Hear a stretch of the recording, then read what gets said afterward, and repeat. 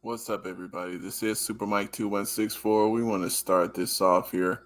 I'm gonna play the Star Spangled Banner here for y'all. Let's listen here.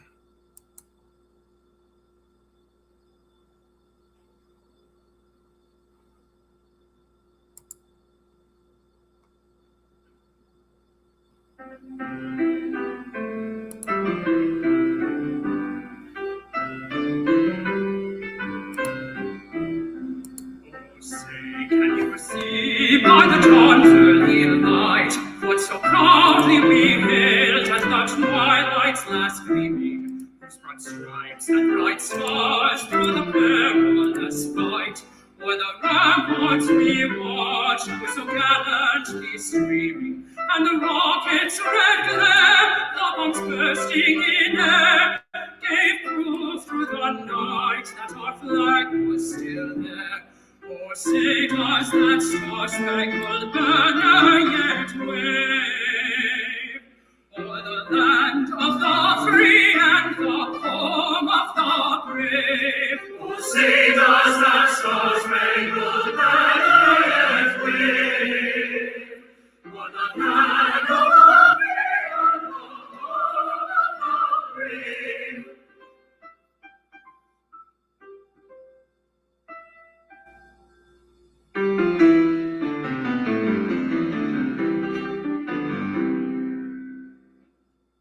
On the shore dimly seen through the mists of the deep, where the foe's haughty host in dread silence reposes, what is that which the breeze o'er the towering steep, as it fitfully blows, half conceals, half discloses? Now it catches the gleam of the morning's first beam, in full glory reflected, now shines in the stream.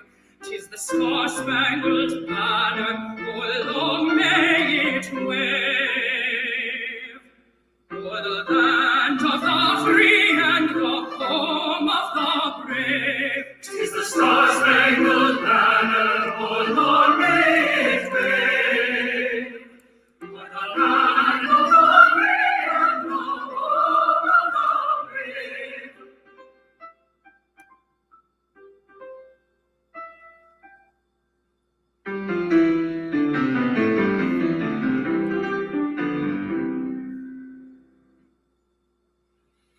And where is that man who so vauntingly swore that the havoc of war and the battle's confusion and our country should leave us no more?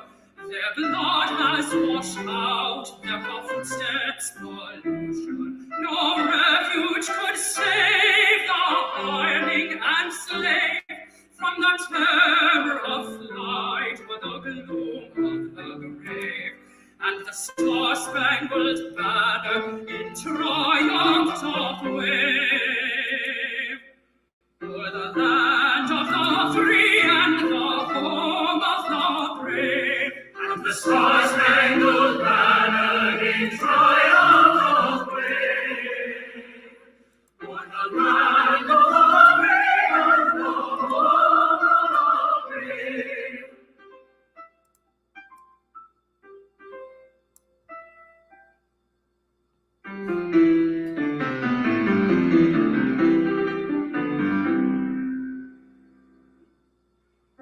Thus be it ever when freemen shall stand between their loved home and the war's desolation. Blessed with victory and peace, may the heaven-rescued land praise the power that hath made and preserved us a nation. Then conquer we must when our cause it is just, and this be our motto, in God is our trust. And the star-spangled banner in triumph shall wave o'er the land of the free and the home of the brave. And the star-spangled banner in triumph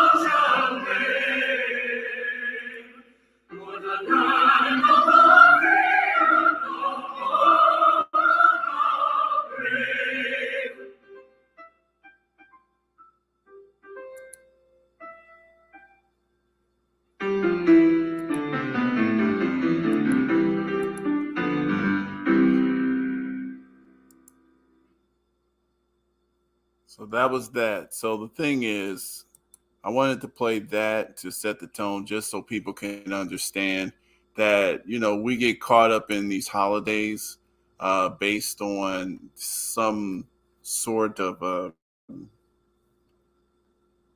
these musical songs, all this in so-called enchantment and all that, but necessarily it's not for us. If you look at it, you was running, ducking, and dodging. In that song, Francis Scott Key did include you. He did think about you, but you were a hireling and a slave. Okay, so you need to understand that as black folks in America, this was your position. You were slave. That's Colonel Ty, the depiction of Colonel Ty. And Colonel Ty was part of the Ethiopian brigade, basically. And let's see what we say. Ooh, here it is.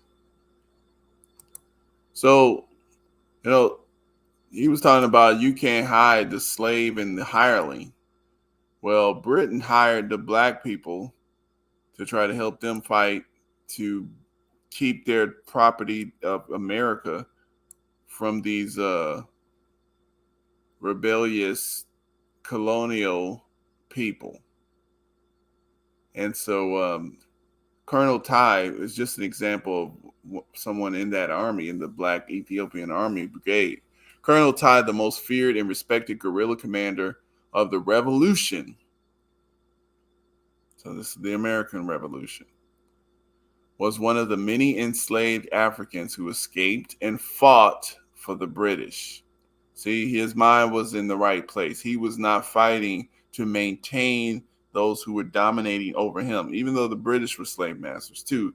But his direct life, these guys here were slave masters. Okay. And known in his use as Titus, he was one of 4 young men owned by John Cor, and he wasn't owned, but they stole his personhood by John Cornelius, because this whole thing is illegal. You stealing people's personhood, and then you create a contrary law against what's natural, and then you got the nerve to say that you're home of the free and brave. You're cowards. This is the information that we have to accept, even though in order for us to survive under this hell, a lot of us had to accept the contrary lies. But really, in fact, when we're dealing with actual facts of real truth and falsehood without the hypocrisy, it's not, you can't own anyone. You stole their life. That's basically what these people did.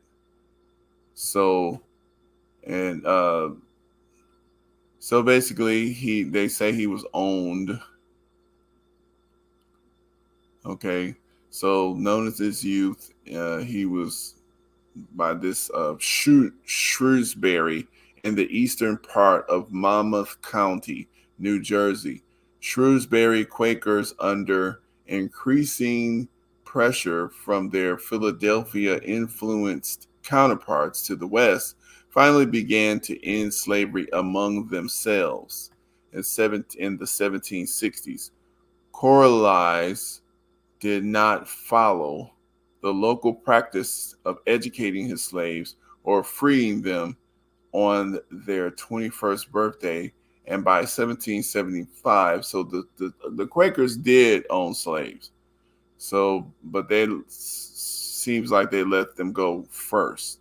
So on their 21st birthday, and by 1775, he was one of the few remaining Quaker slaveholders in Monmouth County.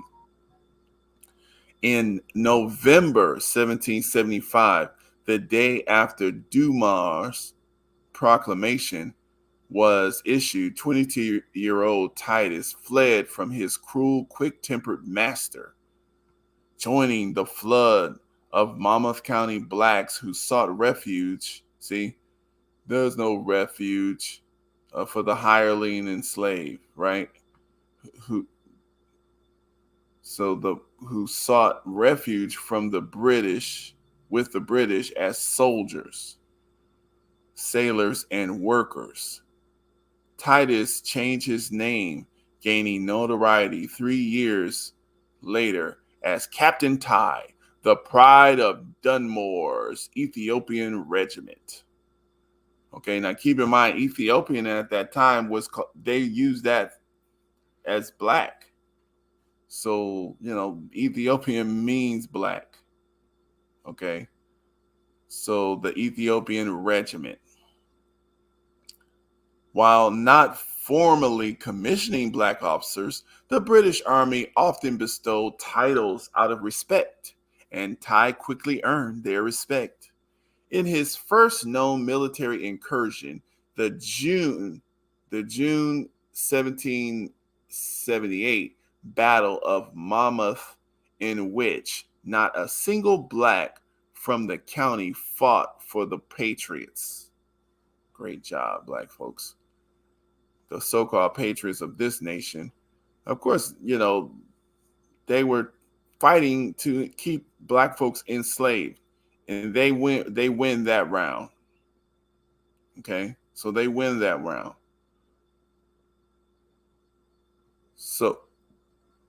So while not formally commissioning black officers, not a single black from the county fought for the Patriots. Tai captured a captain in the Monmouth militia.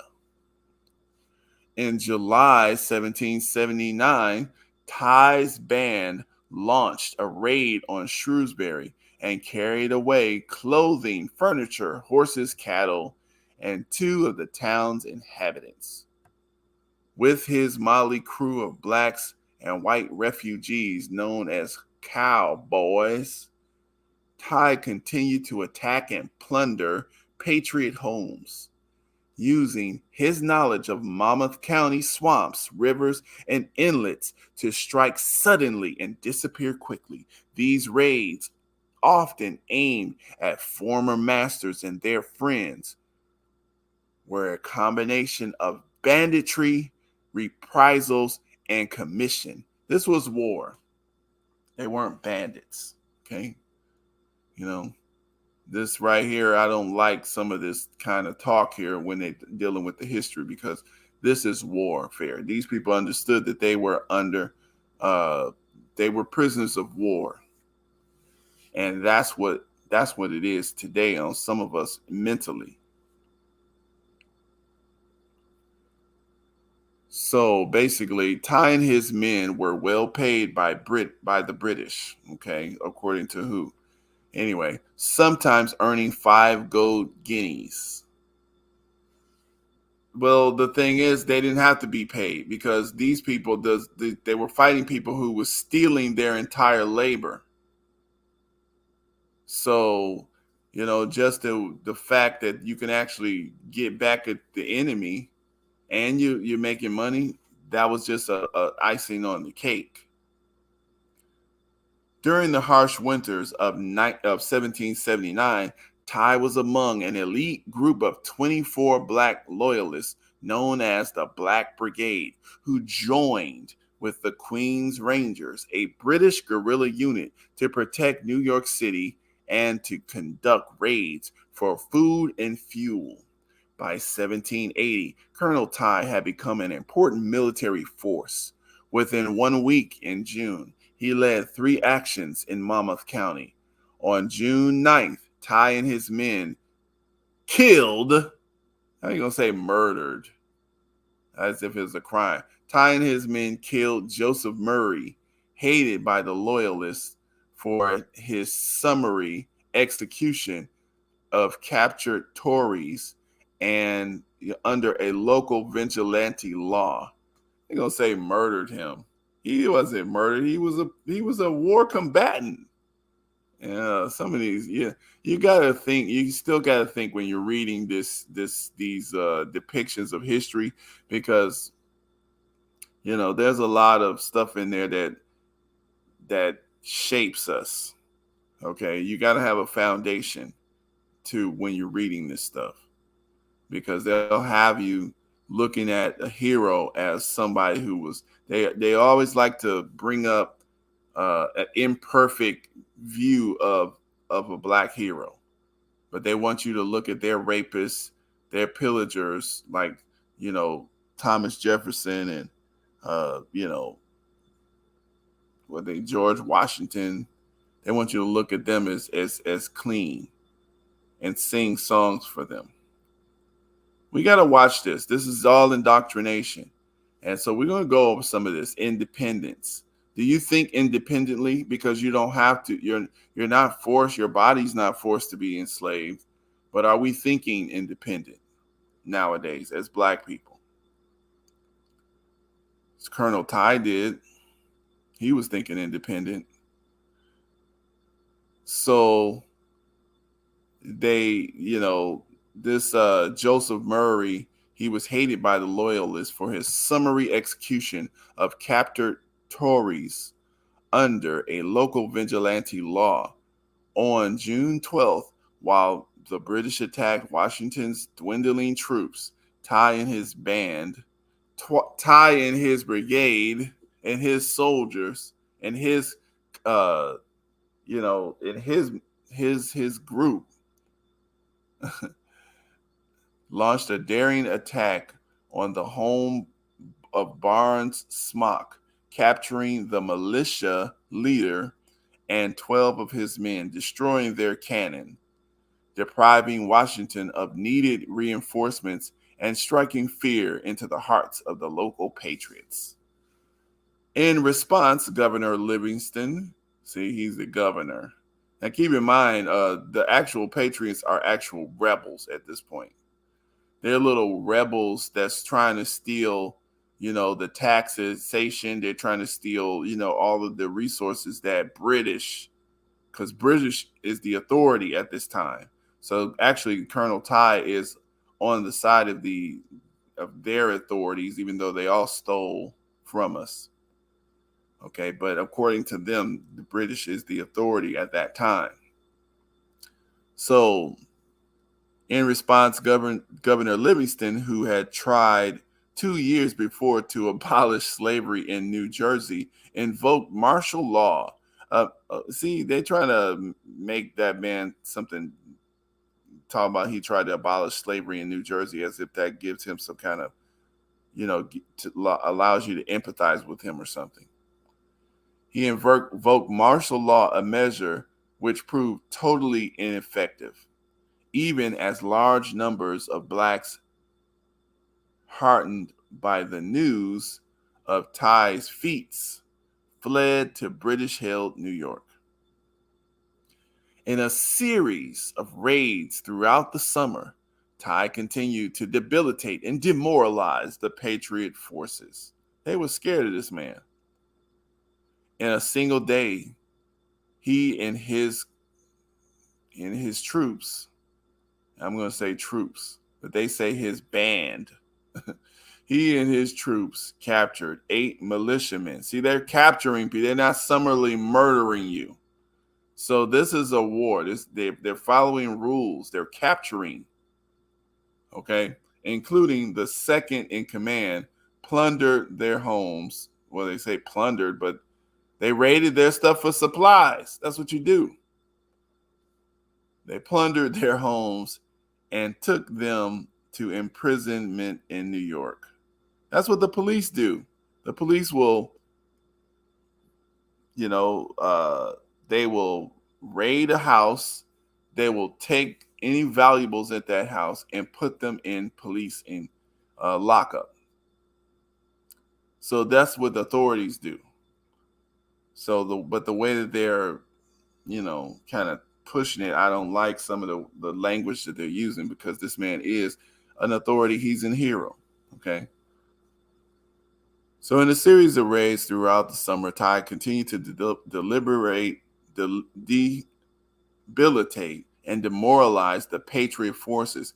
In a single day, he and I was going to say his band, but I'm going to say his troops, but they say his band captured 8 militiamen, including the second in command, plundered their homes, and took them to imprisonment in New York, virtually undetected and without suffering a single casualty.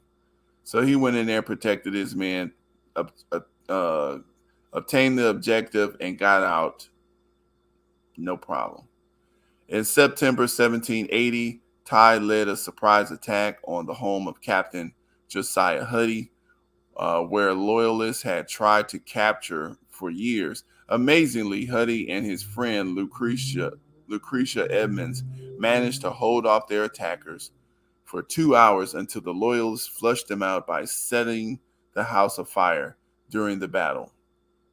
Ty was shot in the wrist, and days later was thought to be a minor wound turned in fatal when lockjaw set in. So after Ty's death, Colonel Stevens Bluck, the Black Pioneers, replaced him as leader of the Raiders, continuing their attacks well after the British defeat at Yorktown. Ty's reputation lived on among his comrades as well as the Patriots, who argued that the war would have been won much sooner had Ty been enlisted on their side. So he was supposed to be on the side of helping to keep slavery going. Okay.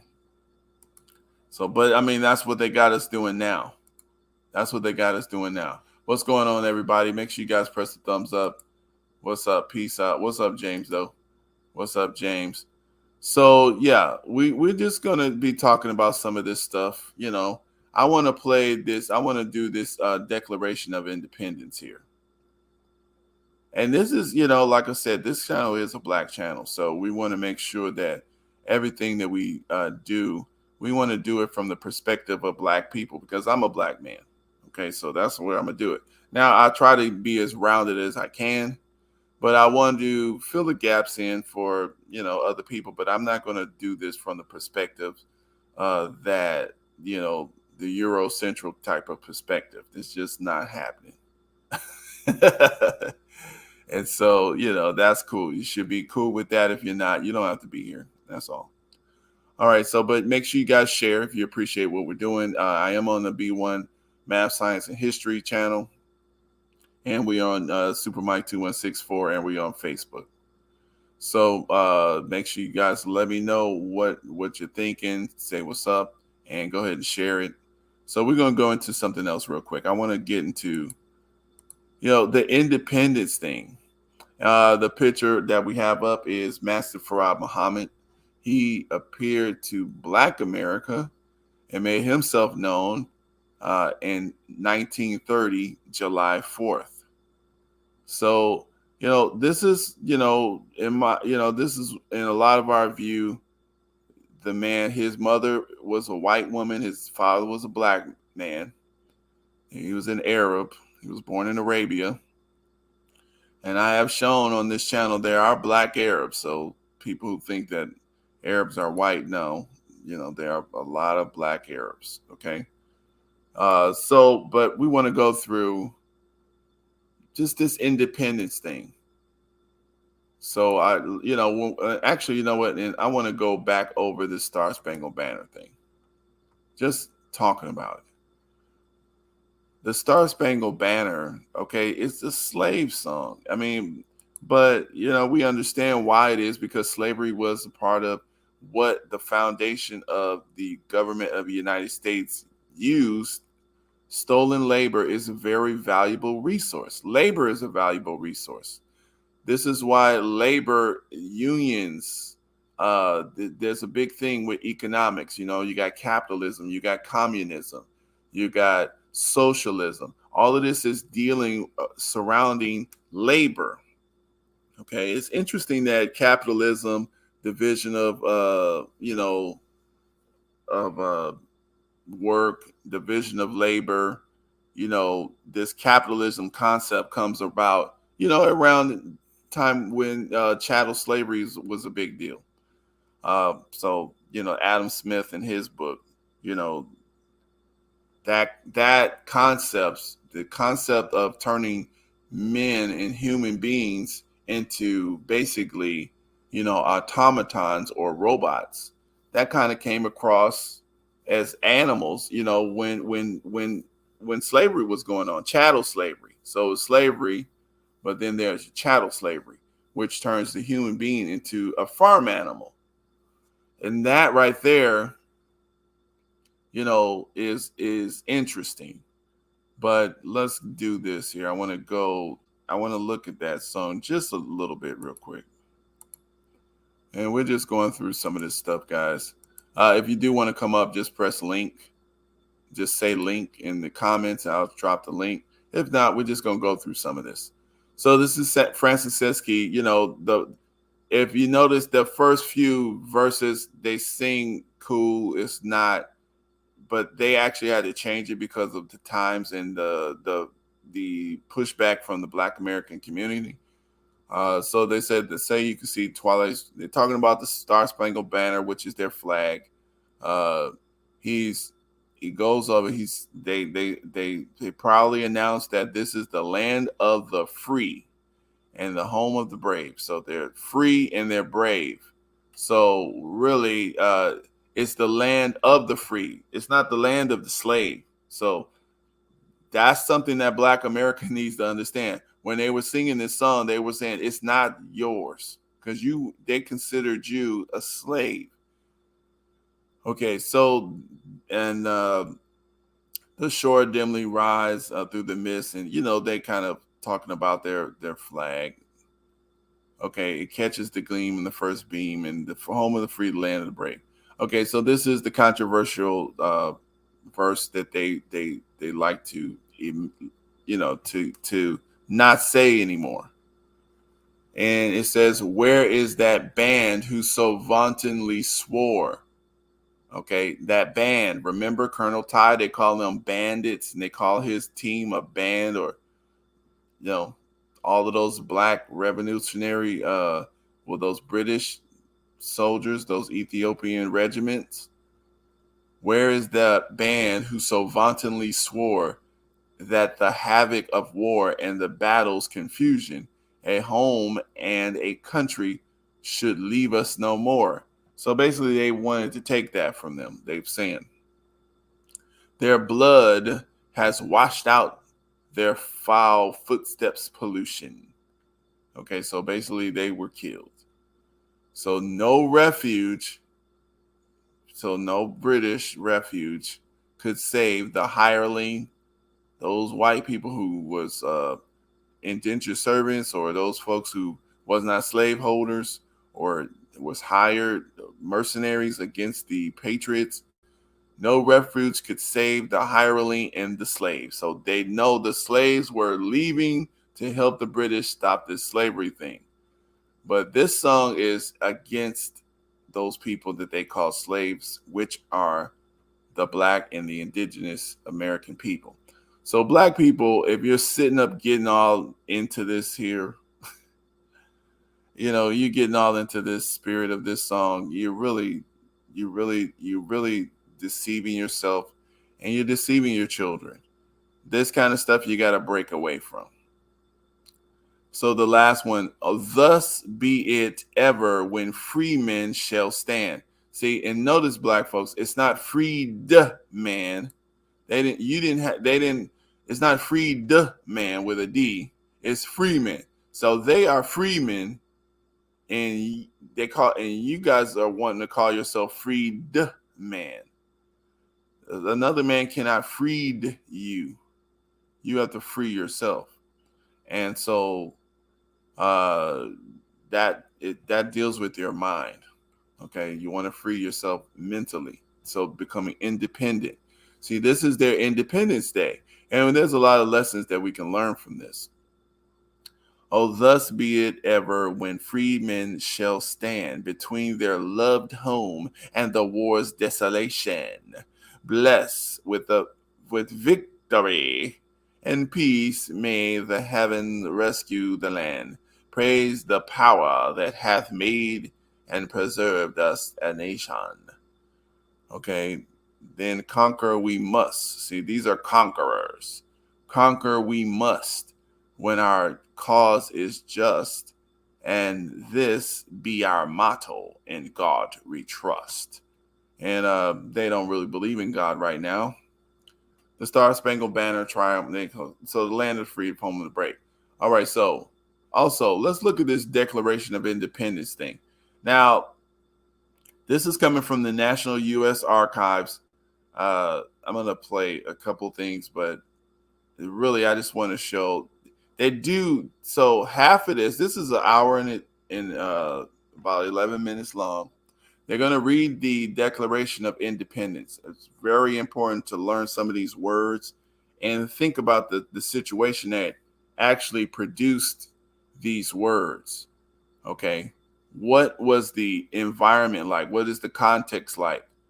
What were these people going through where they did not want to be British subjects anymore? They didn't want to be British citizens anymore. Okay. They said they had to declare independence. What pressure were they under? What suffering did they feel that they were under? What oppression did they feel that they were under? To say, you know what, we want to declare our independence. Okay. But I want us to just to look at the timestamp here, because the whole thing they do is the ceremony is an hour and 11 minutes. But 37, like literally half of this, more than half, was just ceremony. It was just singing and, different little, just ceremony. I just want to show some of it because to me, it's boring, but the lesson in it is just showing you how these ceremonies matter. They help to indoctrinate you. They help to get you. And now, if you are a part, if you're included in this thing of called America and all of this stuff, if your lineage is included, this is for white lineage. If you're included in that, then yeah, you should get into it because it's part of what is your legacy. But black folks, if you get into this, you're fooling yourself, because these are not your founding fathers. The people who did this were the slave masters of your founding fathers. That's what this was. And I just want to show this part. Let's see. So they sing that little song, same song that we just heard. Let's see.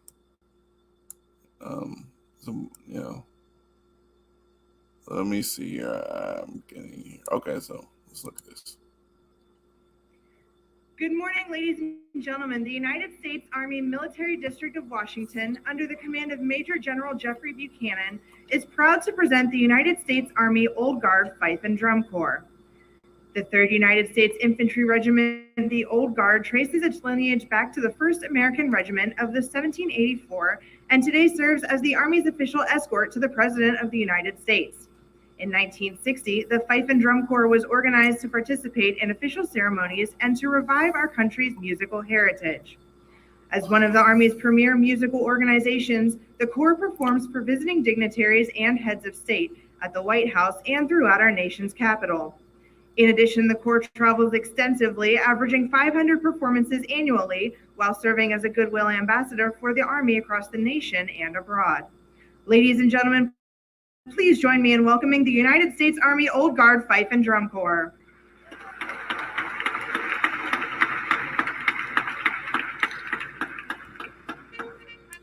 Now look at their uniforms. They trace their uniforms back to that old colonial time. Okay, so they look kind of like British, but then they have the blue part, then they have the distinction of the American portion. This is, just their history, and it's just showing you guys, and their crowd, they're putting on a performance. This is white heritage.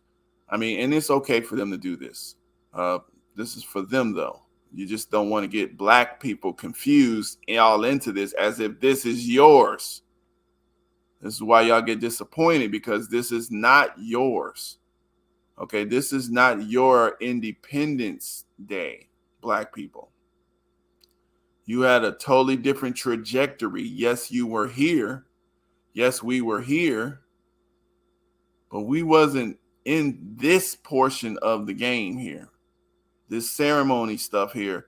We just confuse ourselves, and we can, you can argue all day and go ahead and accept some confusion, but you continuously disappointing yourself, and you're disappointing your children, because you're continuously getting surprised with this thing you call racism, this thing you call discrimination. All of this stuff is because they're trying to keep this for who it was for, which is their people. All right. We were plucked from, different nations, and we are a nation unto ourselves now, but we'll get into that just a little bit later. I just want to go through some of this, but I want to go through their declaration of their independence. They had to declare their independence, and this is all a lot of ceremony. So we want to look at this. I'm looking at their ceremony. It's a festive time. They're happy about it, which is good. There's nothing wrong with that. Let's look at this. Okay. I shouldn't have did it all the way there. 1 second. Let's do that. All right, so let's look at some of this. Thank you very much. I'm now happy to introduce a very distinguished group of individuals who will read the Declaration of Independence. Our first two readers, people you might be familiar with, General George Washington and Mrs. Abigail Adams. Now, we've been getting some questions via social media. By the way, how are those selfies coming along? Be sure to send more out. The sign is out there. Archives July 4th is a hashtag. General Washington, where's General Washington? There he is over there. Sorry, Abigail I wanted to see Adams. Hold on. Now, we've been getting some questions. And like I said, they're doing it in actor. They have the actors. They got General George Washington. This is a festive moment, and they're talking about how he was a slave owner, how this man was a rapist, how this man, they're not talking about his negatives. They don't want you to see that. But remember, when they show your heroes, they're going to highlight your heroes. And the truth, all the truth doesn't have to be said at the same time. You can learn the truth, but in the proper setting. Okay, because the truth is not supposed to demoralize. It's supposed to allow you to advance. Yeah, okay. So, but let's look at this. I want to see something. Via social media. By the way, how are those selfies coming along? Be sure to send more out. Look at what we see here. Look at what we have here. These Black folks, they're sitting there amongst all of this here. I wonder if they're believing in this stuff as if it's theirs. This part, it's just, I wonder, I'm just noticing that Black people are there. Sign is out there. Archives July 4th is a hashtag. General Washington, where's General Washington? There he is over there.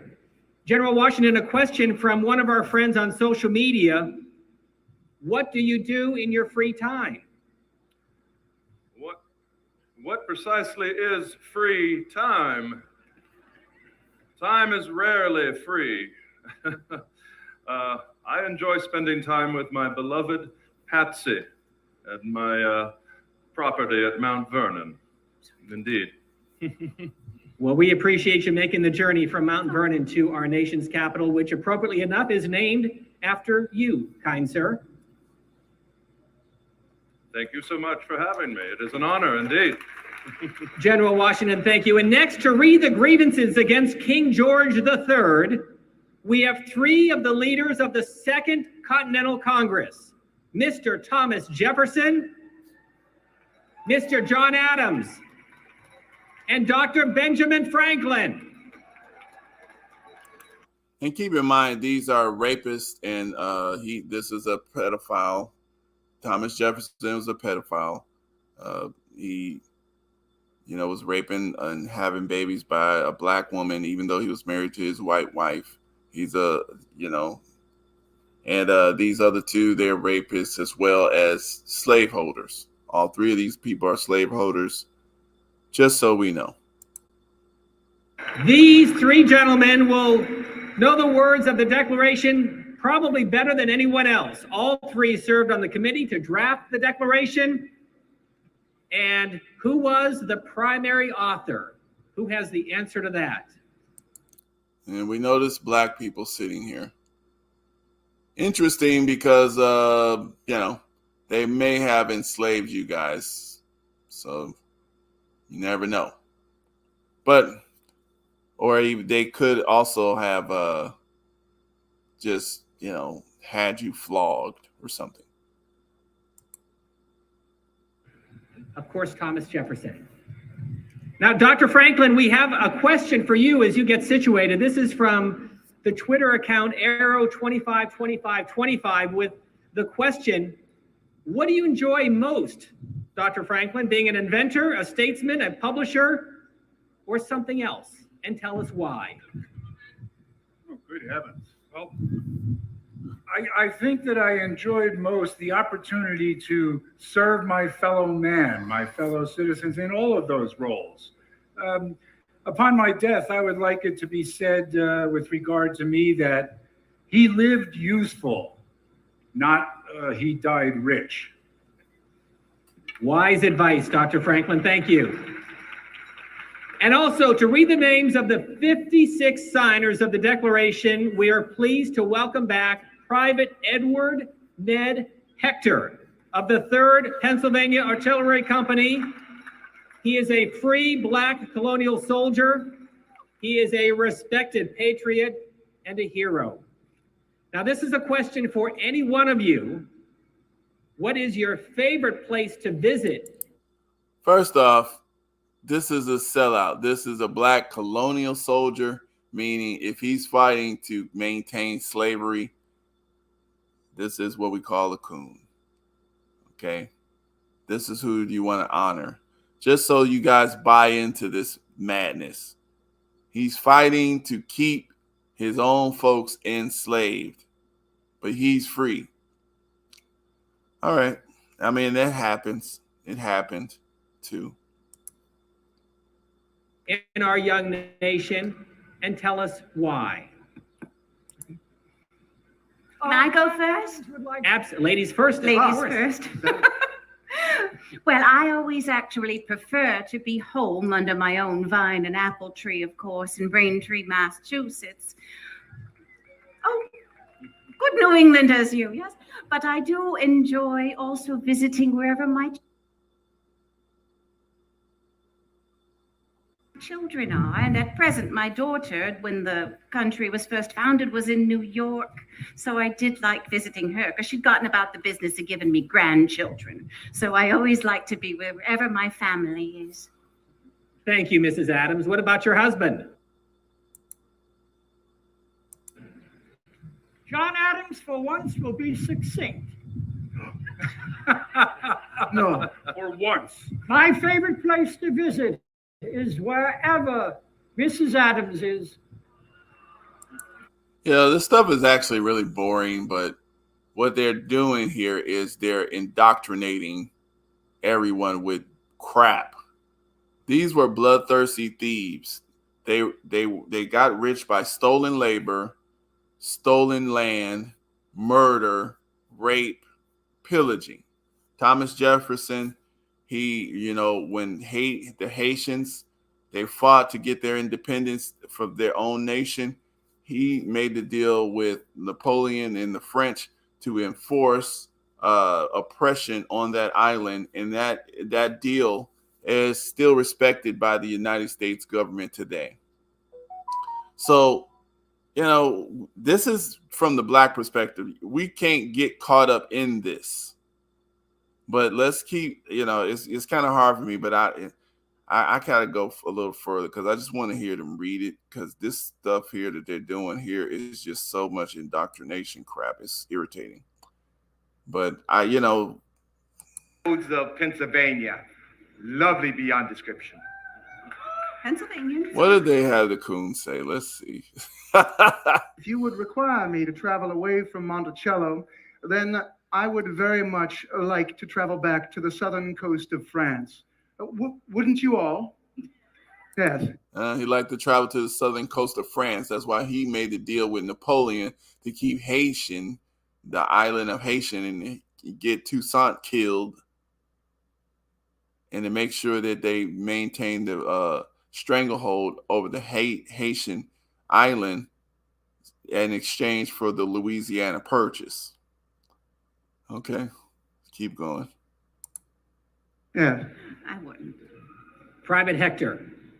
Sir, as a teamster and as a man who travels much, oh, the roads, the back roads of Pennsylvania, lovely beyond description. Pennsylvanians. Thank you all. I'm going to have them get to the stage. Please sit down, relax, and enjoy the words of the Declaration of Independence.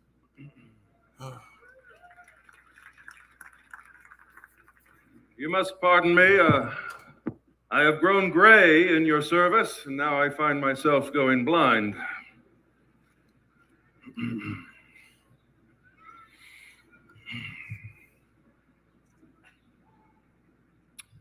In Congress, July 4th, 1776, the unanimous declaration of the 13 United States of America.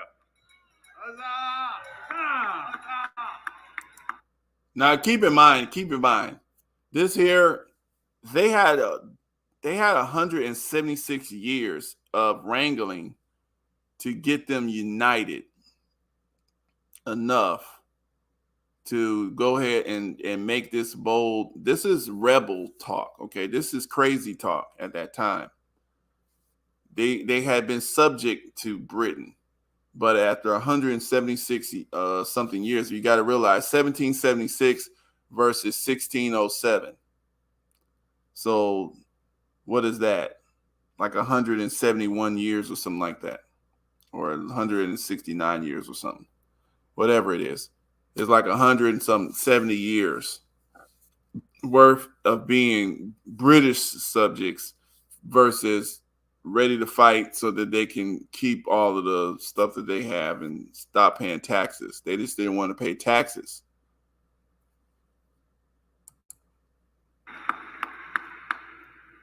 When in the course of human events, it becomes necessary for one people to dissolve the political bands which have connected them with another, and to assume among the powers of the earth the separate and equal station to which the laws of nature and of nature's God entitle them, a decent respect to the opinions of mankind requires that they should declare the causes which impel them to the separation.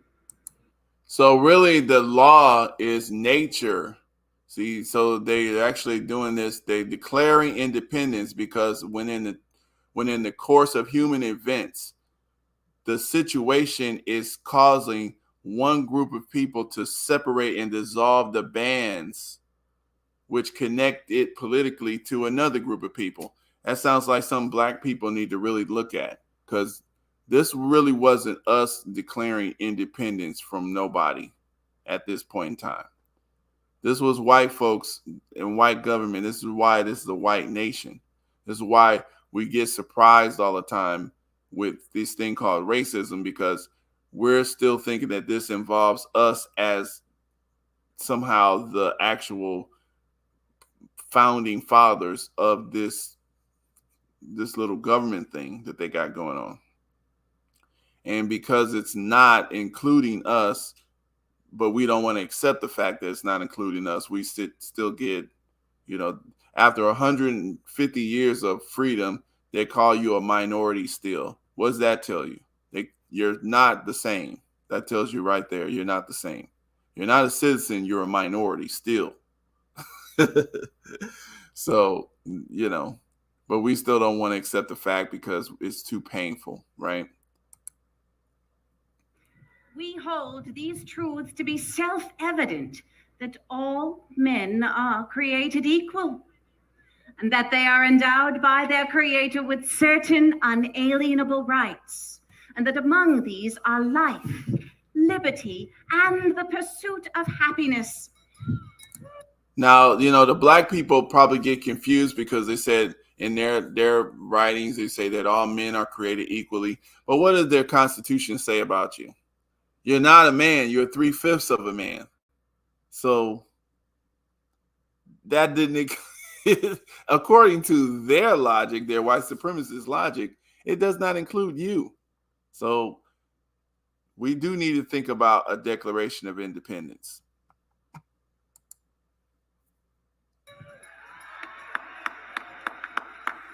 That to secure these rights, governments are instituted among men, deriving their just powers from the consent of the governed.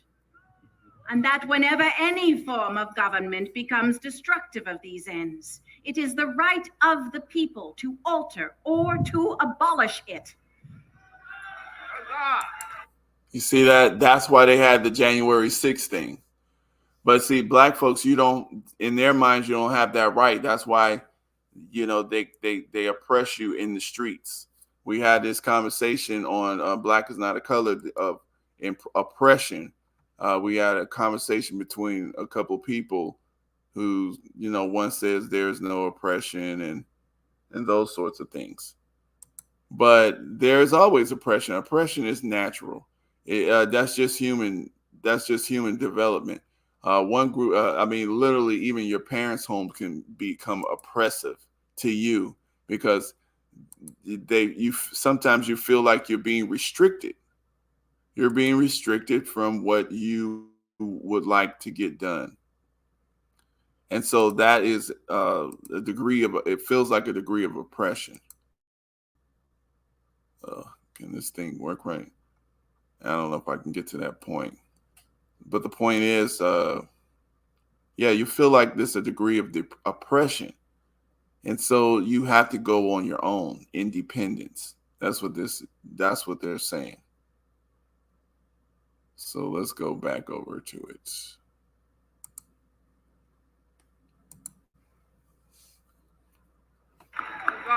And to institute new government, laying its foundation on such principles and organizing its powers in such form as to them shall seem most likely to affect their...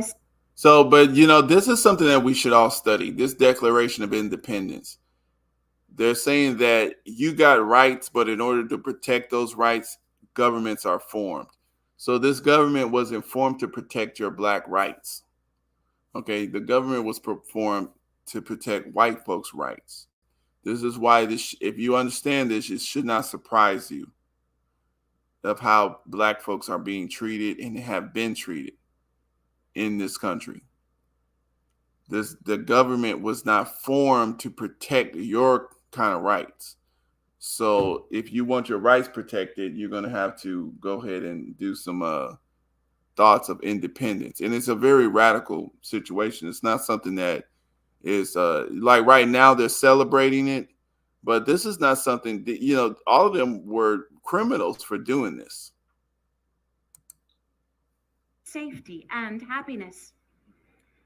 Prudence indeed will dictate that governments long established should not be changed for light and transient causes.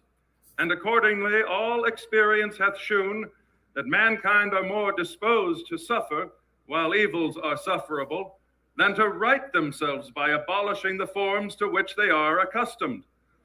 But when a long train of abuses and usurpations, pursuing invariably the same object, evinces a design to reduce them under absolute despotism, it is their right, it is their duty to throw off such government and to provide new guards for their future security.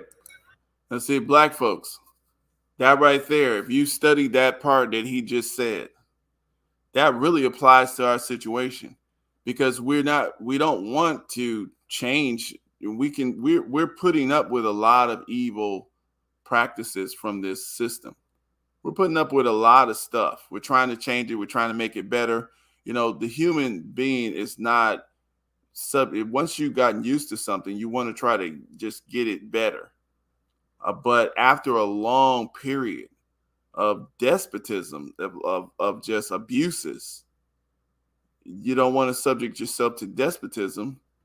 You're now starting to organize folks and say, we need to secure a government that's in our image that will protect the rights of ourselves. And like I said, this is a process. Keep in mind, this thing, for them to say these words, remember, it took at least 169 years. Huzzah! Such has been the patient sufferance of these colonies, and such is now the necessity which constrains them to alter their former systems of government. The history of the present King of Great Britain is a history of repeated usurpations and injuries, all having in direct object the establishment of an absolute tyranny over these states. To prove this, let facts be submitted to a candid world.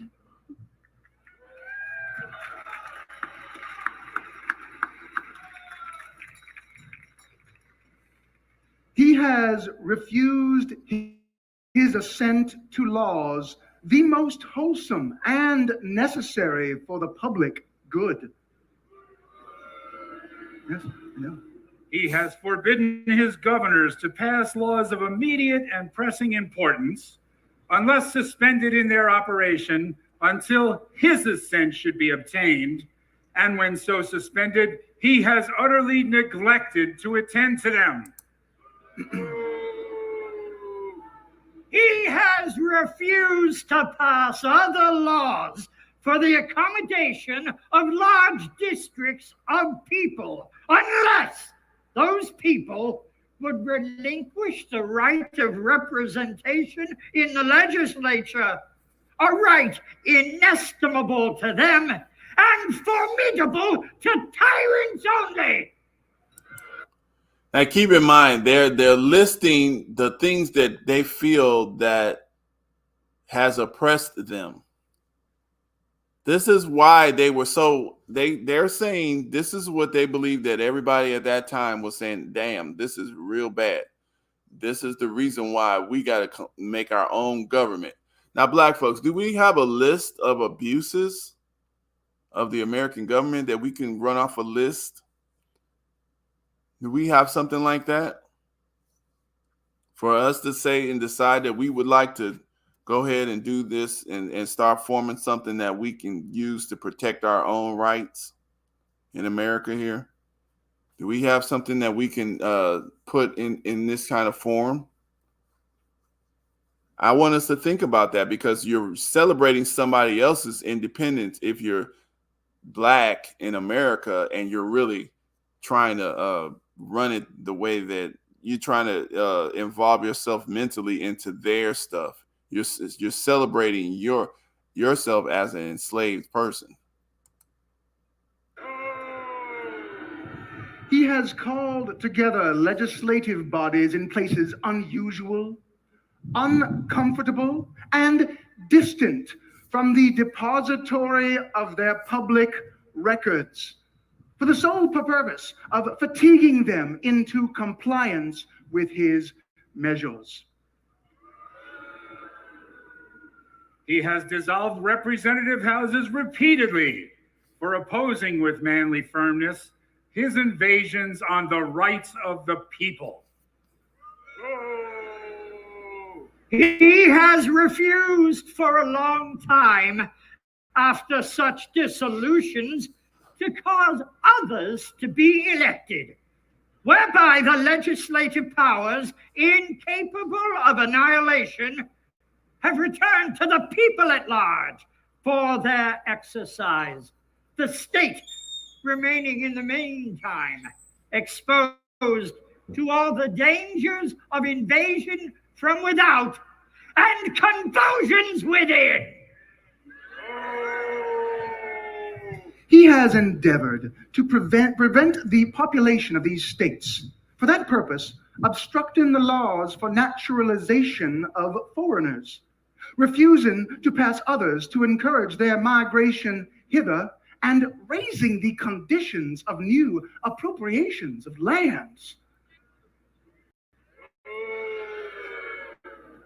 He has obstructed the administration of justice by refusing his assent to the laws for establishing judiciary powers.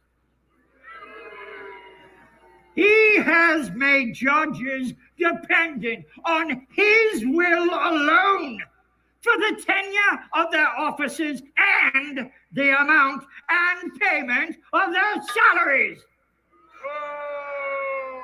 He has erected a multitude of new offices and sent hither swarms of officers to harass our people and eat out their substance. He has kept among us in times of peace standing armies without the consent of our legislature.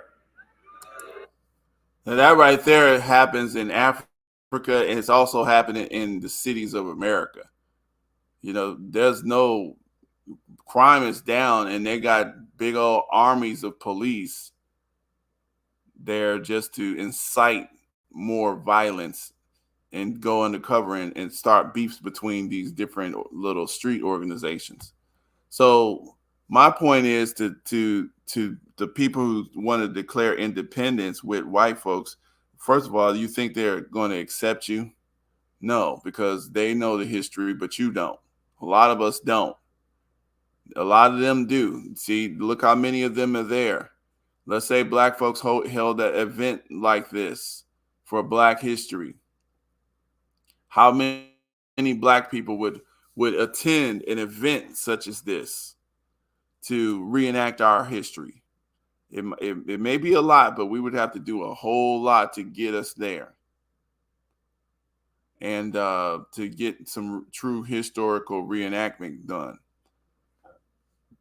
So the thing is, I just want us to understand that point of fact. So I'm going to keep it moving. I want to go back over here to Frederick Douglass. Let's see what he said about the 4th of July, because I just want to put this on record. This is the 4th of July. Everybody thinks that this is the Independence Day, but black folks, we have to understand that we have a parallel history, but it's a different history. It runs in the same space, in the same land, but it's a different history.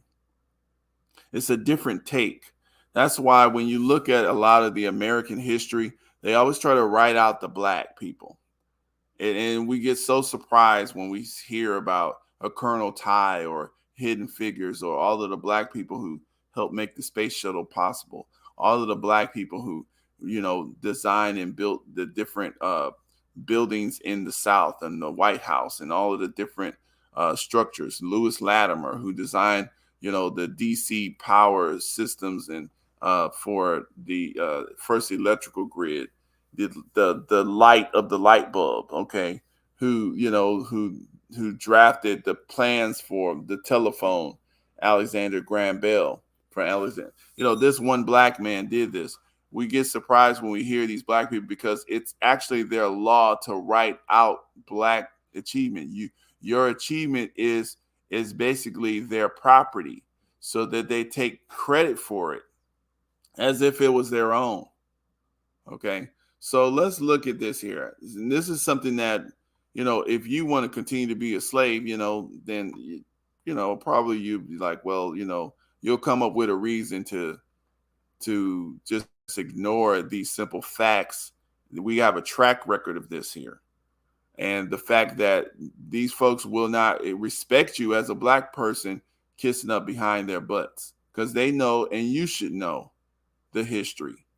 You didn't declare independence because they might have it in their minds. Maybe you guys were too cowardly to do it. But if we had went through what you are going through, I'm sure white folks would say, we would have been declared independence from ourselves, because we treat y'all like crap.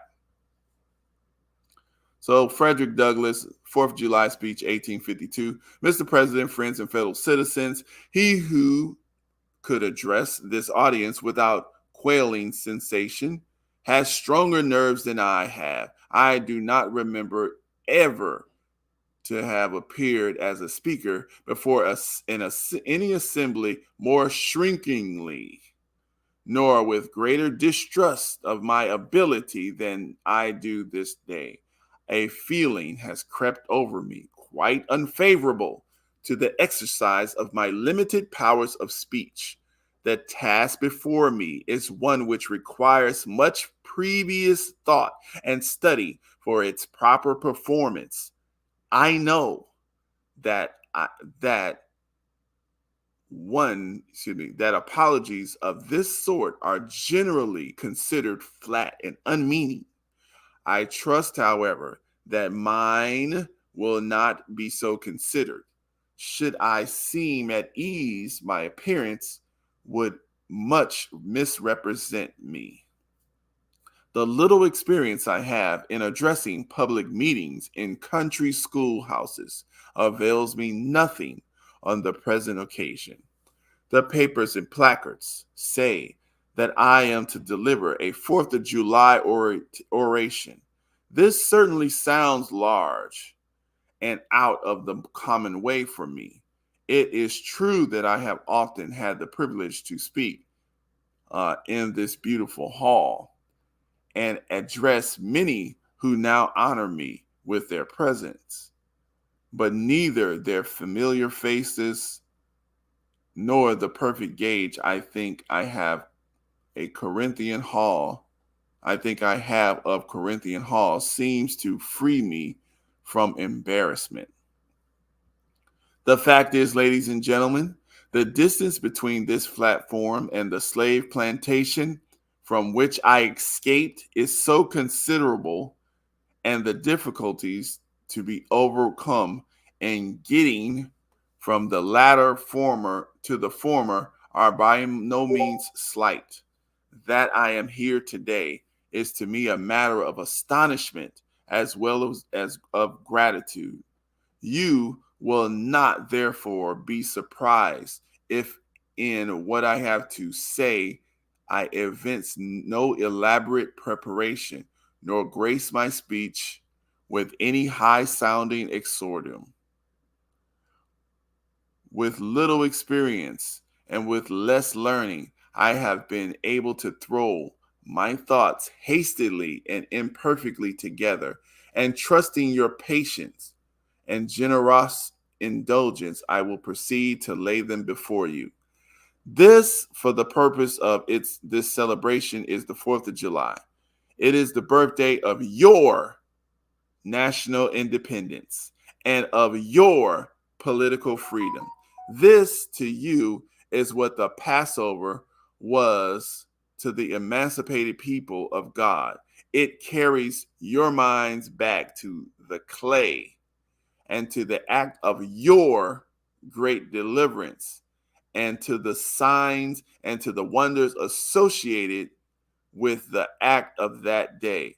This celebration also marks the beginning of yet another year of your national life and reminds you that the Republic of America is now 76 years old. Keep in mind, this was back in 1852. I am glad, fellow citizens, that your nation is so young. 76 years, that's a good old age for a man, but it's a mere speck in the life of a nation. 80 years and 10 is the allotted time for individual men, but nations number their years by thousands. According to this fact, you are even now only in the beginning of your national career, still lingering in the period of childhood. I repeat, I am glad this is so. There is hope in the thought, and hope is much needed. Under the dark clouds which lower above the horizon, the eye of the former is met with angry flashes, portending disastrous times. I think we're in those disastrous times now, but let's get back to Frederick Douglass. But his heart may well beat lighter at the thought that America is young and that she is still in the impressible stage of her existence. May he not hope that high lessons of the wisdom of justice and truth will yet give direction to her destiny. Were the nation older, the patriot's heart might be sadder and the reformer's brow heavier. Its future might be shrouded in gloom, and the hope of its prophets go out in sorrow. There is consolation in the thought that America is young. Great streams are not easily turned from channels worn deep in the course of ages. All right. So they may sometimes rise in quiet and stately majesty and inundate the land, refreshing and fertilizing the earth with their mysterious properties. They may also rise toil and hardship. They, however, gradually flow back to the same old channel and flow on as ever serenely as ever. But while the river may not be turned aside, it may dry up and leave nothing behind but the withered branch and unsightly rock to howl in the abyss, sweeping wind the sad tale of departed glory. As with rivers, so with nations. So Frederick Douglass was giving them some old man wisdom. And he uses the nature, the fact, and the principles of nature to give them an analogy of a long-term vision that he's seen based on the beginning of what their nation is and the lies and delusions that they're telling themselves and teaching themselves. So he calls themselves, now keep in mind it's 1852, this is before the Civil War, so slavery is in full effect, especially in the South. So he says, fellow citizens, maybe he's become a citizen or something, he's free. Fellow citizens, I shall not presume to dwell at length on the associations that cluster about this day. The simple story is that 76 years ago, the people of this country were British subjects. The style and title of your sovereign people, in which you now glory, was not then born. You were under the British crown. Your fathers esteemed the English government as the home government and England as the fatherland. This home government, you know, although a considerable distance from your home, did in the exercise of its parental prerogatives impose upon its colonial children such restraints, burdens, and limitations as in its mature judgment it deemed wise, right, and proper. But your fathers, who had not adopted the fashionable idea of this day or of the infallibility of government and the absolute character of its acts, presumed to differ from the home government in respect to the wisdom and the justice of some of those burdens and restraints. They went so far in their excitement as to pronounce the measures of government unjust, unreasonable, and oppressive. And although such as ought not to be quietly submitted to, I scarcely need say, fellow citizens, that my opinion of those measures fully accords with that of your fathers. So basically, he don't agree with the stuff that they was complaining about. You know, it was bad, but you know, it held nothing basically to what they're doing to the black folks. So such a declaration of agreement on my part would not be worth much to anybody.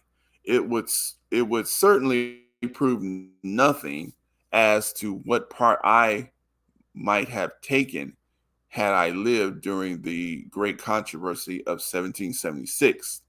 To say now that America was right and England was wrong is exceedingly easy. Everybody can say it. The dastard, not less than the noble brave, can flippantly descant on the tyranny of England towards the American colonies. It's fashionable to do so. But there was a time when to pronounce against England and in favor of the cause of the colonies tried men's souls. They who did so were accounting on their day plotters of mischief, agitators, and rebels, dangerous men. To side with the right against the wrong, with the weak against the strong, and with the oppressed against the oppressor, here lies the merit and the one which of all others seems unfashionable in our day. The cause of liberty may be stabbed by men who glory in the deeds of your fathers, but to proceed, and it's kind of weird. I have to reread that to really get the understanding of that. All right, feeling themselves harshly and unjustly treated by the home government, like your fathers, like men of honesty. So we see where he's going with this here. He's telling them basically that back in those times, if you would have sided with what you guys consider the right side, which is the American government, it was unfashionable and it was scary. If you side with the oppressed against the oppressor, that was pretty scary.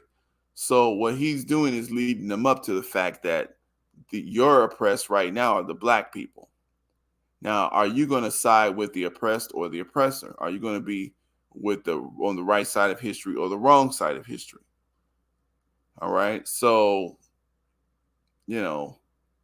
this is, and this is a whole big speech, just because I'm not going to just read it out loud. The whole thing is pretty long, but I'm going to probably, let me skip further. Let me skip.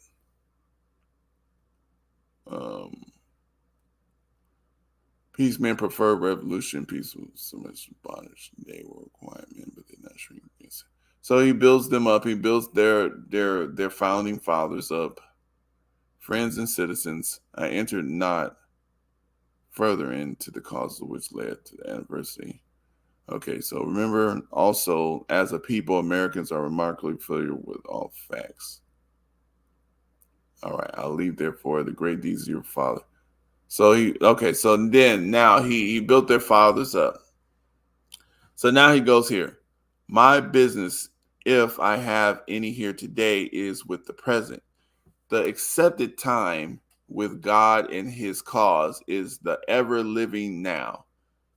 Trust no future, however pleasant. Let the dead past bury its dead.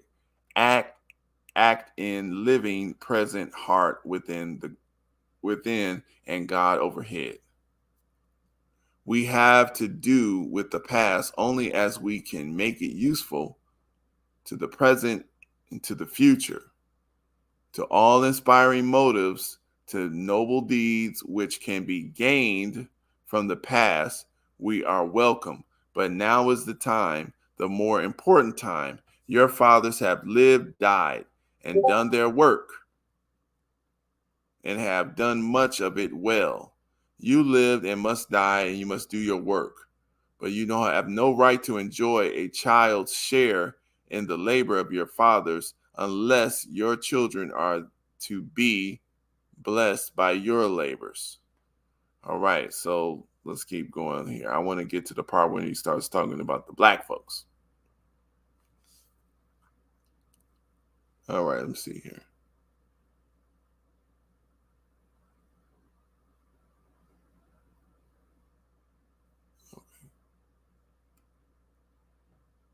Would to God both be your sakes and ours, that the affirmative answer could be truthfully returned to this question. then would my task be light and my burden easy and delightful? For who is there so cold the nation's sympathy could not warm to him? Who so odorate and dead to the claims of gratitude would not thankfully acknowledge such priceless benefits? Who so stolid and selfish that would not give his voice to swell the hallelujahs of a nation's jubilee, when the chains of servitude had been torn from his limbs? I am not that man. So he has to preference this. He's doing a lot of, he can't just go straight into where he want to go. He's got to layer this thing on real clip. He's got to layer it on real thick to make sure that they understand before he just says what he wants to say outright. He's got to let her know, like, you know, I was once a slave and now I'm a citizen. I am so grateful. But he still got to say what he's going to say. So he's saying, and, you know, he's using the Bible by the rivers of Babylon. And he's talking about fellow citizens, making himself part of them. Above your national tumultuous joy, I hear the mournful. There he goes. He's right here. So he says, above your national tumultuous joy, I hear the mournful wail of millions, whose chains, heavy and grievous yesterday, are today rendered more intolerable by the jubilee shouts that reach them. If I do forget, if I do not faithfully remember those bleeding children of sorrow this day, may my right hand forget her cunning, and may my tongue cleave to the roof of my mouth, to forget them, to pass lightly over their wrongs. See, because, you know, Frederick Douglass was a slave. Okay, but he was freed. And so, but he's not like a sellout Negro who gets a little benefit, but is too scared to speak up for where he came from and to actually, you know, do something to try to develop his community. But, you know, Frederick Douglass is being as careful as he can saying it, but he's still saying it. He's speaking out for the people who can't speak because they're literally enslaved at that time in chattel slavery. So, fellow citizens, he's saying basically, you know, my subject then, fellow citizens, is American slavery. So he had to do all this to get to his subject, American slavery. I shall see this day and its popular characteristics from the slave's point of view, standing there identified with the American bondman, making his wrongs mine. I do not hesitate to declare with all my soul that the character and conduct of this nation never looked so revolting. America is false to the past, false to the present, and solemnly binds herself to be false to the future. Standing with God and the crushed and bleeding slave on this occasion, I will, in the name of humanity, which is outraged, in the name of liberty, which is fettered, in the name of the Constitution and the Bible, which are disregarded and trampled upon, dare to call in question and to denounce with all the emphasis I can command everything that serves to perpetuate slavery, the great sin and shame of America. I will not equivocate. I will not excuse. I will not perpetuate slavery, the great sin and shame of America. I will not equivocate. I will not excuse. I will use the severest language I can command and yet no one word shall escape me, that any man whose judgment is not blinded by prejudice, or who is not at heart a slaveholder, shall not confess to be right and just. So what Frederick Douglass was doing with speeches like this, he was demoralizing slavery. He was making sure that this was making sure that slavery was looked at as it was just, which it is, it was a low life practice. It's low life. It's thieving. You can't do this work yourself. You know, that's throwing your Bible away. You're walking on your Bible. You're walking on your Constitution. He's talking about land of the free and home of the brave. You're lying. So he goes into this. So, this is something that we really need to study. And I could literally I think I probably will. Let me see how much it is. I don't know if I'll take the whole thing up, because I would probably have to do a whole show just reading this thing. I would just sit there and read this whole thing up. But I really didn't plan on reading that whole thing. But we'll go into more of that later. But the only thing I'm going to do here is just talk about this is independence. How can you be independent if you're still latched on to your enemy like that? You're trying to perpetuate his world, his goals. They're trying to eliminate your history out of the schools, all of the stuff that Frederick Douglass fought for, W.E.B. Du Bois fought for, all of the hundreds of great Black scholars, just average people who wrote books, who fought to learn how to read, fought to learn how to write. This is the kind of stuff that we allow to go. What did W.E.B. Du Bois say? A Negro nation within a nation. That's what we are. We are a nation within a nation, but we're not Negroes, because Negro means dead. Now, we could be mentally dead, but, we need to wake up. And they have a war against woke, which is really just a war against Black people, because they don't want us woke. They want us sleep. So that is the kind of stuff that, I just want us to get some knowledge of that. I don't want to make this go on too long, so I'm going to keep going. Next time I want to get into, this thing about this affirmative action thing. Hold on a second here. So, let me do it this way. Yeah, this affirmative action thing, this Supreme Court decision, how many Black folks go to Harvard and Yale? How many get in there? And then of the Black folks who got into Harvard and Yale, let's think about Barack Obama, Henry Louis Gates. How many of them actually, are doing anything to develop the Black community, the straight up, hood of the Black community? How many of these people what is this affirmative action doing for Black folks?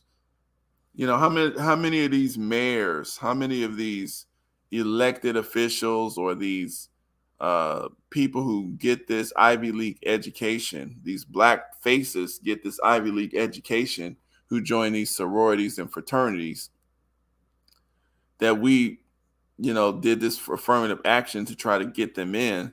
How many of them come back and write stuff that help to free the minds of the Black folks, who help develop curriculum that's independent of the public education, so that we can get our people educated in the best of education for free or for low cost?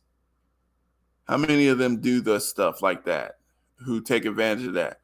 They don't do that. Like a Dr. Wesley Muhammad, who comes back and actually writes books to uncover serious subjects that we need to know about to make sure that we are in the loop and can and have understanding of a lot of these deep topics. No, not many do anything. I don't know any of these people that come back from these Ivy League schools that are really worth it for Black people. So I'm gonna ask this question. Really, they mad at Clarence Thomas, but are they scared to talk about all of the Asians that they were caping for? Because the Asian community is really the one who brought this suit. This little Students for Fair Admissions. Okay, those are the ones who actually brought the suit, not Clarence Thomas. So, those are the things that we want to kind of get into. I just wanted to kind of put this down with the Independence Day stuff. Make sure you guys like and share. Let me know what you think about it, and peace out.